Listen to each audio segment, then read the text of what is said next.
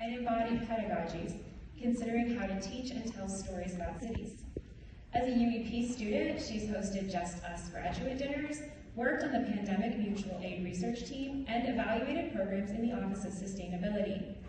As she graduates, she's looking forward to hugging her dad and sniffing her new nephew in Sri Lanka. And she's no stranger to commencement speeches. She was also the undergraduate class commencement speaker at Georgetown. Please welcome Ashanee to the podium.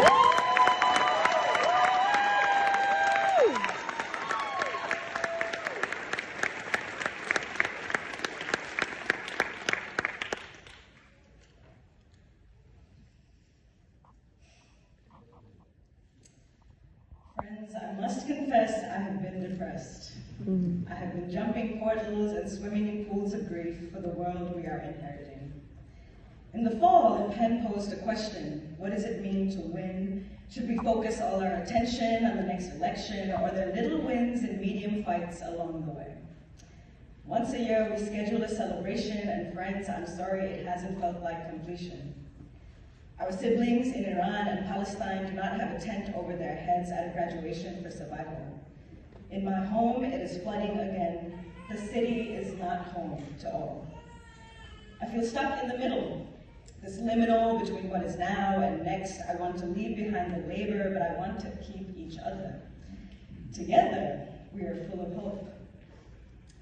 Vaclav Havel says, hope is not a prognostication, as in, it is not a way of seeing the future or attempting to. It is not joy because things are going well or likely to. Instead, hope is an orientation of the spirit, of the heart.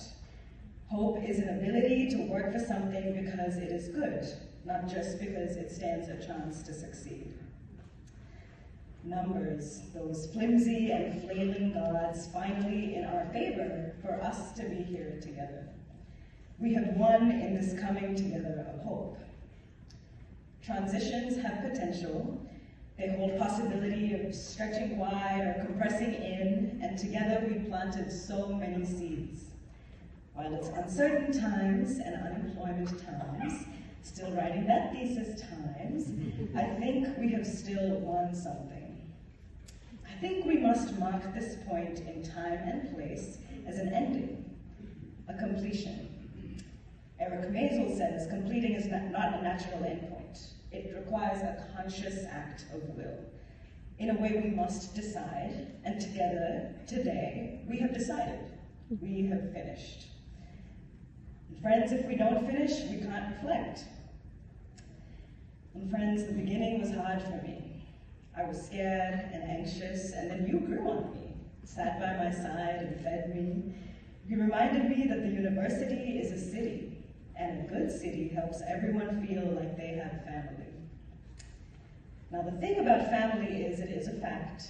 My mother is here today from 9,000 miles away, and college was an option for her. My father is at home, and because or despite him not going to college, he is still the smartest man I know. So today I stand in front of you, an accumulation of little chances, big choices, and many families, fact and found. And that makes me feel like a winner. So as I searched for an answer to Penn's question, I returned to one of my oldest comforts, sports movies. In the classic 2007 Disney Channel original Jump In, Corbin Love plays Izzy Daniels, a teenage boxer trying to live up to his father's legacy. He's training for the Golden Gloves when he unexpectedly falls in love with double Dutch jump rope. He loses one fight in order to win another. And I think this matters for us. The problems waiting for us outside this room may not look like the ones we trained for. The passions we leave here with may not be the same ones we arrived with. We're gonna have to jump in. We will have to choose the fight in front of us, not just the one we prepared for. In 1973, 29-year-old Billie Jean King won in straight sets to a 55-year-old former #1 player who publicly declared that women's tennis was inferior. The 2017 film about that night has a line that has stayed with me. Times change. You should know you just changed them. I often describe UEP as a laboratory for revolution. These are difficult times, but they're also transformative times.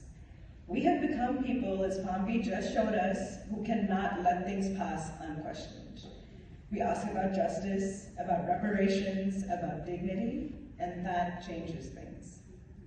So I'll end with the motto of my favorite fictional sports team, Ted Lasso's AFC Richmond, Gregarious Firmus Victoria. And Penn, I think this is the answer to your question, taking little steps firmly towards victory. Winning is not always one sweeping triumph. Sometimes it's a collection of small, stubborn acts of hope, like patchwork, like collage, like the city, the family that we have woven here today. Thank you.